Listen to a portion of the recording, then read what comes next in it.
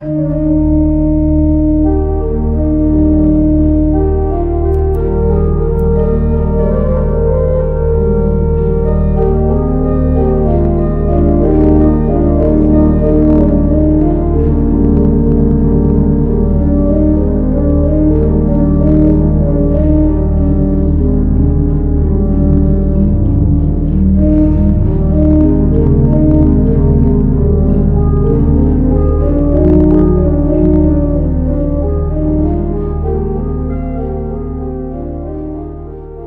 árboles son sacramentos de la paz.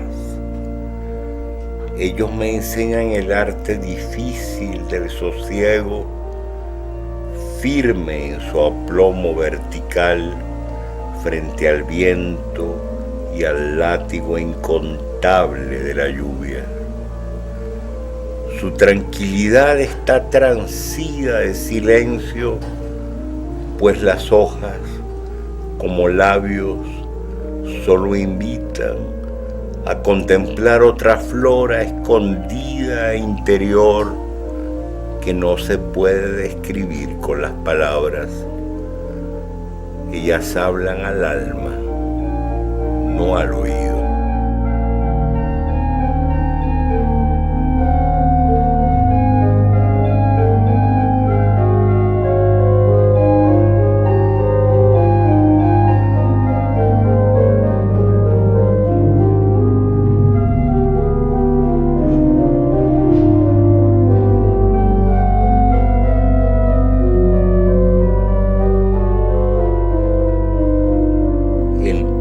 Recuerdo que tengo yo de mi vida consciente fue una Nochebuena en Praga. Yo tendría unos 3 años y medio y recuerdo muy vívidamente que mi papá estaba arrodillado sobre la alfombra haciendo funcionar el mecanismo de un tren eléctrico que era su regalo para mí esa Navidad.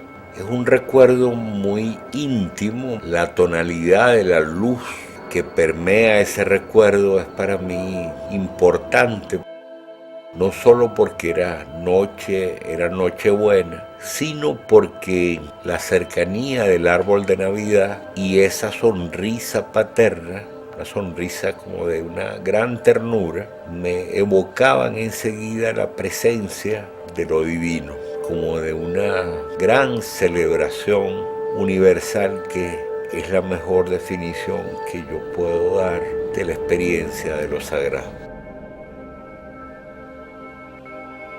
El segundo recuerdo es una imagen mucho más trágica. Yo recuerdo estar bajo la lona de una carpa gigantesca y estoy con mi mamá, aunque la presencia de mi madre es una presencia más bien tácita en ese recuerdo.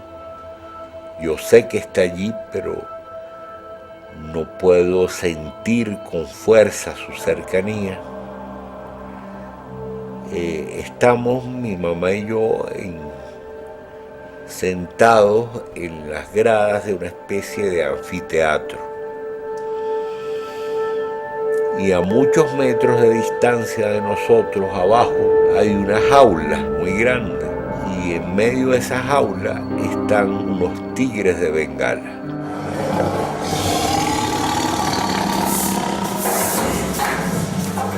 En medio de esos tigres de Bengala está un muchacho de pie, con un látigo en la mano, pero lo importante del recuerdo es que el antebrazo del muchacho está ensangrentado. Ese antebrazo herido no impide que continúe la danza del látigo y yo termino por echarme a llorar. Me resultaba incomprensible que esa celebración visual a la que fui llevado cuando decidieron llevarme a un circo estuviera asociada a la sangre. como si de pronto comulgara el horror con lo siniestro, comulgara la fiesta con el miedo.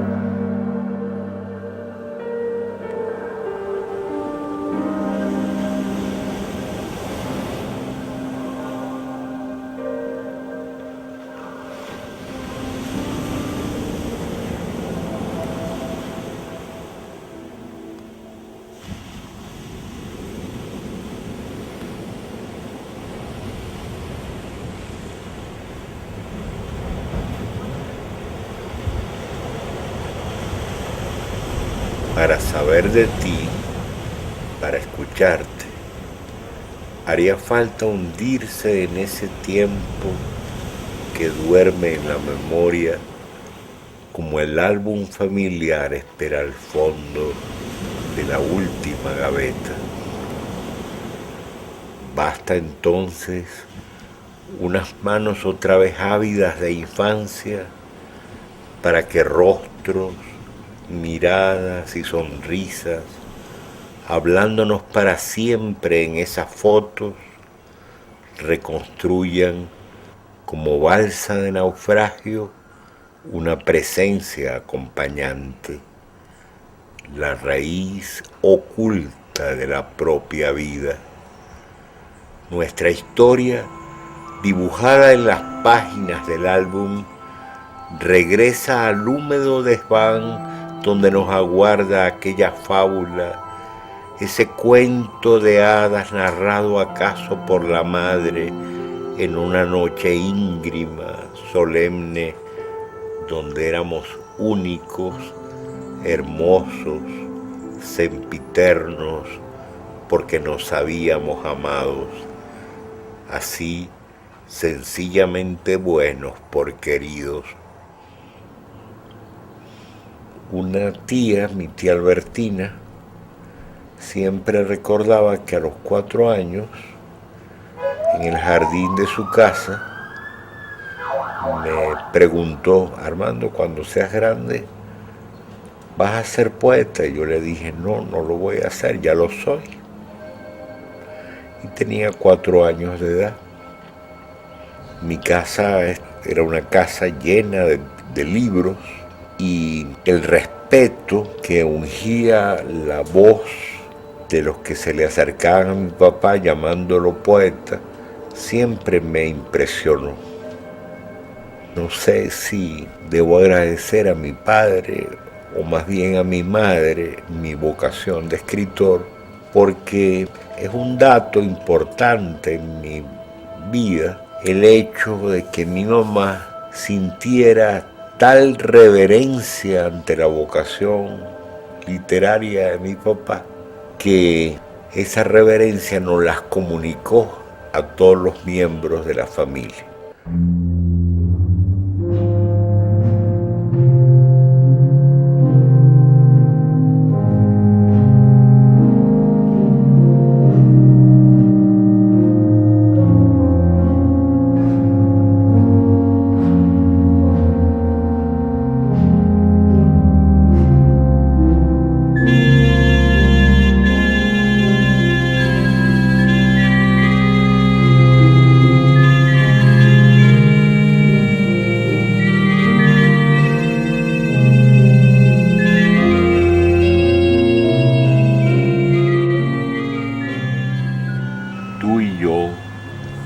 Volvamos, desandemos lo ansioso y tristemente caminado, volvamos, sí, hacia la hora en que subía un olor de cosa nueva hasta nosotros. Vengamos otra vez, digamos las palabras que hacían sonar las cosas a tu lado. Ayúdame a quitar tanta voz inútil, tanto gesto ocioso que te ocultan. Yo sé que tú vibras aquí entre las ondas como un presentimiento, que brillas vivamente en el ardor matutino del mar calmo. Yo sé que tú cantas en todas esas olas, pero no importa. Quiero escucharte hoy en el silencio quieto de la casa profunda, sin luces de mar, roto en las rocas, sin un solo movimiento de las cosas, solo tú, exacto, en la penumbra.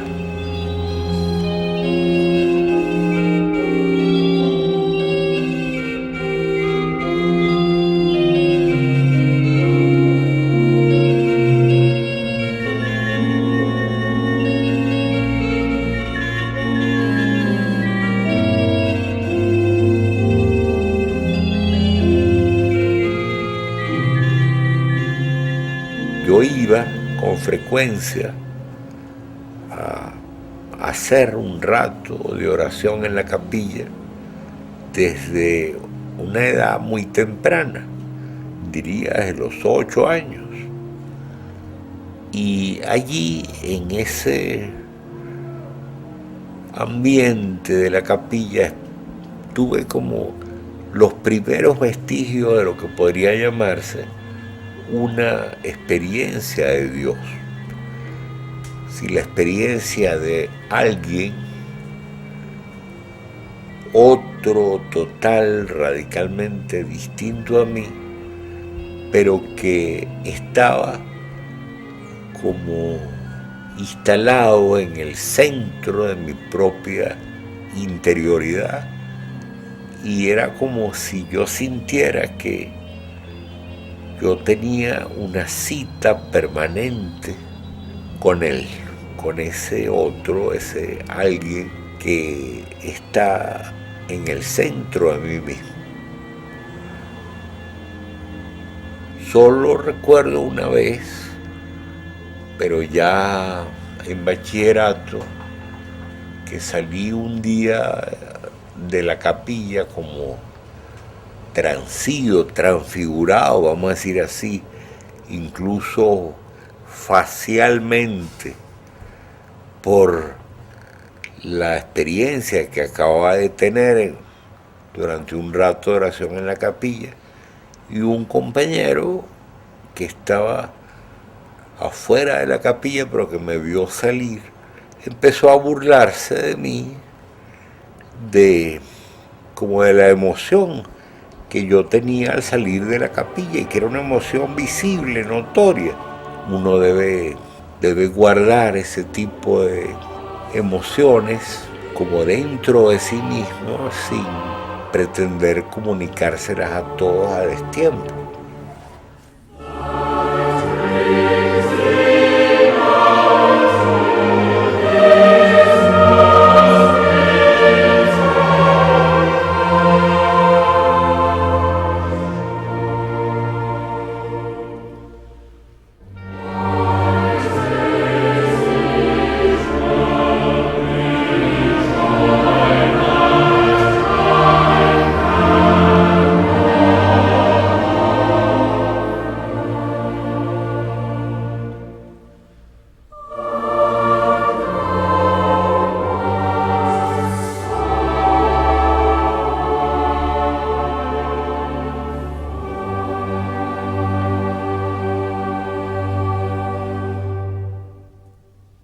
Es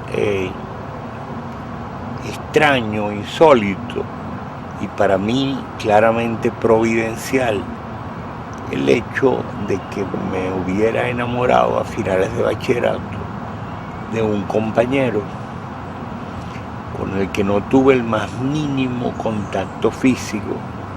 Simplemente fue un enamoramiento extático, en algunos momentos contemplativo, y recuerdo como si fuese hoy que en el recreo un día, viéndolo,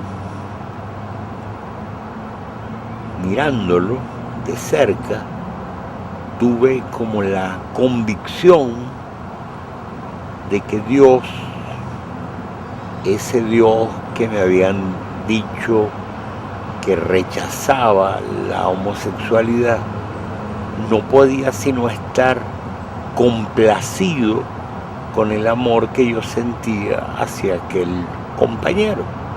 Dios amaba, por ser el amor mismo, ese amor que yo sentía.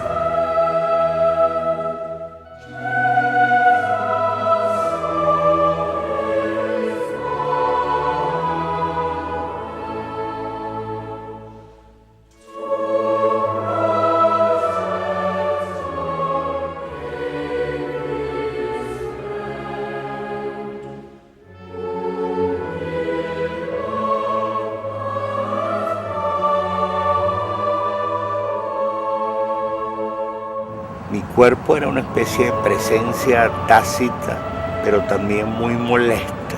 Yo no encontraba la manera de que la relación con mi corporalidad funcionara de manera orgánica.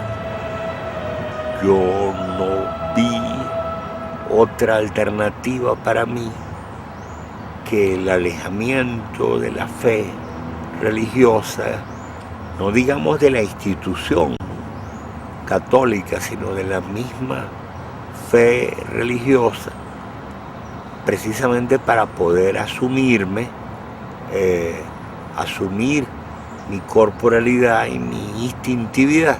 En 1985 yo decido, después de reflexionarlo, meditarlo mucho, que ya no quiero seguir enmascarándome frente a mi familia, frente a mis amigos y frente a mis posibles lectores.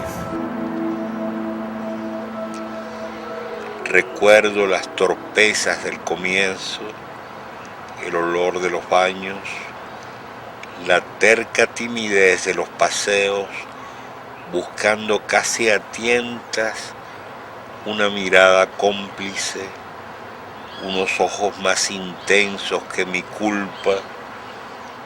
Luego la temblorosa invitación junto a un café que sabe dulce y atroz como el pecado, hasta llegar al lujo de los cuerpos en la clandestinidad de aquel hotel. Por fin la despedida, tal vez un intercambio de teléfonos, mientras la ciudad se despereza y la piel conserva todavía los olores que la ducha borrará. Ahora que no necesito mentir, encuentros deletéreos, porque el amor ya no requiere de baratos hoteles ni urinarios. Ratifico, sin embargo, la subversión de aquel inicio, la ilegalidad de las caricias complotando contra la burocracia del placer. Saludo como entonces al asombro pagano del deseo.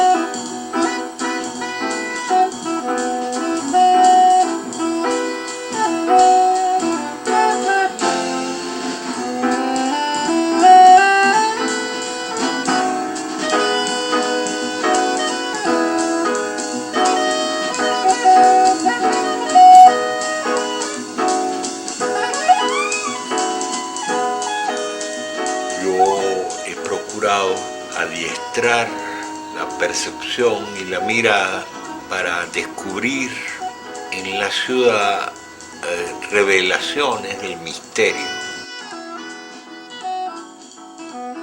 Limpia y fría, la noche de diciembre es la imagen perfecta de mi alma. Caracas arde afuera, indiferente, mientras yo soy un hueco livianísimo donde caen flotando los minutos. En nada pienso ahora y nada añoro, ninguna obligación, ninguna agenda, apenas esta ingrávida quietud para llenar de música, satí acaso, y lentos cigarros y silencio y el negro sueño de la paz vacío.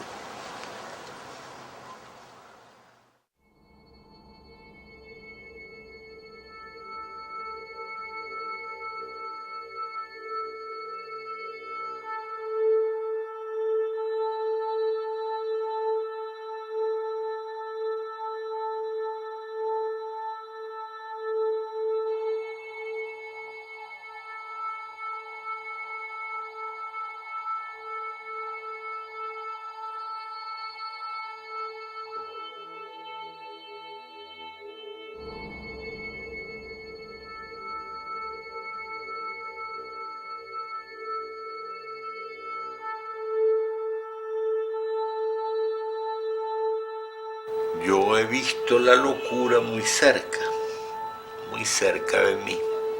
Y la locura es una experiencia muy dura y muy cruel, pero también hasta cierto punto iluminadora. Esa experiencia es la experiencia del grado cero de la conciencia. Si en la clínica psiquiátrica, en el hospital psiquiátrico, yo llegué a sentir que había llegado a ese grado cero, a partir del cual podía empezar una reconciliación insospechada conmigo mismo y con el mundo, lejos de toda infatuación egótica, lejos de todo triunfalismo personal, lejos de todo titanismo psíquico, moral, social.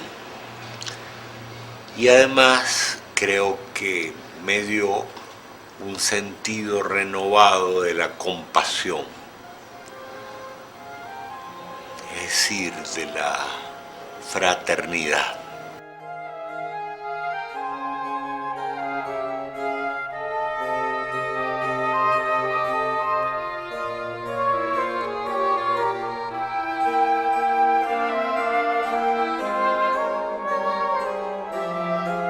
Esa experiencia nueva, renovada de la fraternidad con personas que son marginadas socialmente por problemas que no dependen en nada de su voluntad. Esa experiencia de la solidaridad marca profundamente la vida del que la vive.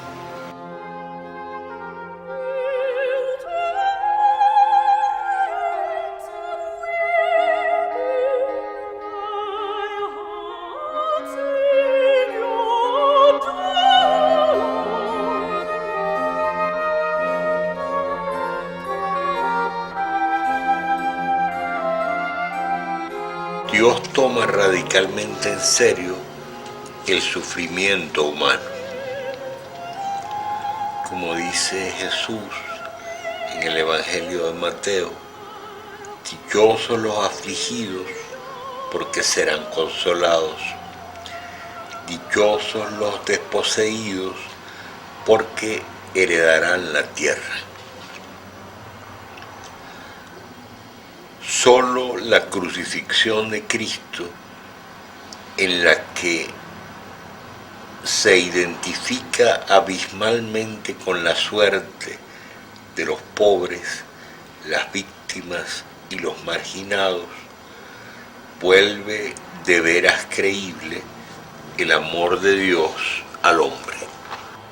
Justamente en la cruz de Cristo, Dios se desfonda, vamos a decir así, de su altura divina y se identifica con el fracaso histórico, el fracaso existencial, el fracaso psíquico y el fracaso espiritual del hombre. El fracaso, la conciencia de él como aprendizaje de los límites, como humildad de ser real, como el supremo arte de la verdad. Esta casa de retiro que tienen los jesuitas en una zona aledaña a Los Teques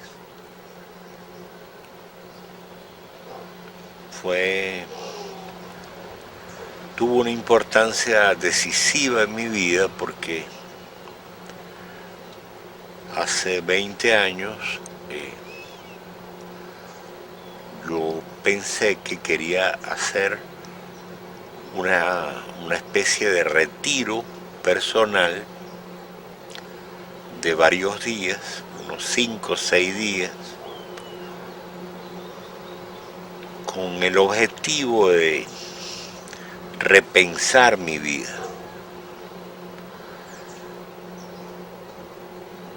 Yo había pasado varios años alejado de la fe religiosa, pero de alguna manera podía decir como Rimbaud que era esclavo de mi bautismo, porque lo que había experimentado en la infancia, en la adolescencia y en mi primera edad adulta en materia de experiencia de fe religiosa, seguía resonando dentro de mí con fuerza. De la misma experiencia espiritual intensa de la oración brotó muy espontáneamente la poesía. Escribía varias horas al día y así se fue configurando un poemario que terminó por llamarse Poemas de Quebrada de la Virgen, en homenaje a este sitio. El poemario lleva una cita de Leonardo Boff, que es un gran teólogo brasileño, que dice: puede haber momentos de absoluta gratuidad en los que el hombre no se interroga, sabe que Dios actuó en su vida. Esta muestra su transparencia a pesar de los conflictos insuperables, irrumpe una armonía, una plena quietud interior, una unidad de todas las cosas ligadas a una única raíz de la cual viven, existen y subsisten. Pueden acontecer momentos así en la vida de un hombre, tal vez después de un largo proceso catártico, después de penosas crisis, quizás en el corazón de una vida alienada y pecaminosa. Dios puede surgir no solo como pregunta o como respuesta al cuestionamiento inquieto del corazón, sino como diafanidad y evidencia. Creo que aquí palpé, como dice el Salmo, la radical bondad de Dios. Yo he estado pensando los últimos meses que Dios está de muchas maneras en mi vida. Está en mis amigos, está en mis alumnos, está en mi trabajo literario y docente, está en mi vida psíquica, está en mi vida espiritual, está en la historia, pero también está en la naturaleza.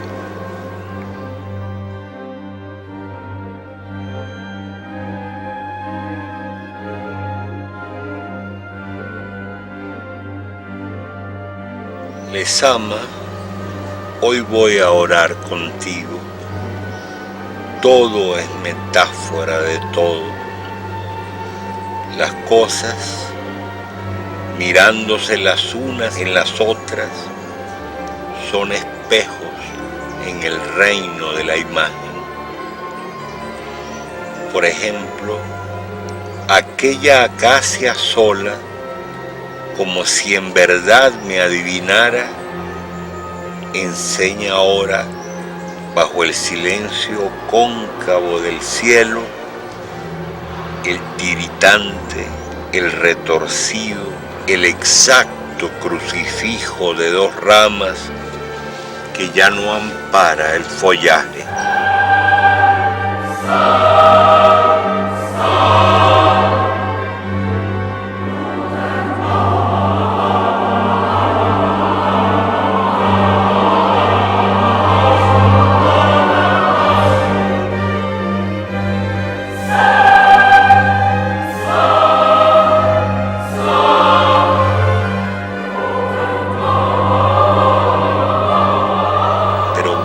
Más allá, un eje calmo en la corriente clara del arroyo me revela de pronto la naturaleza del tiempo y la resurrección.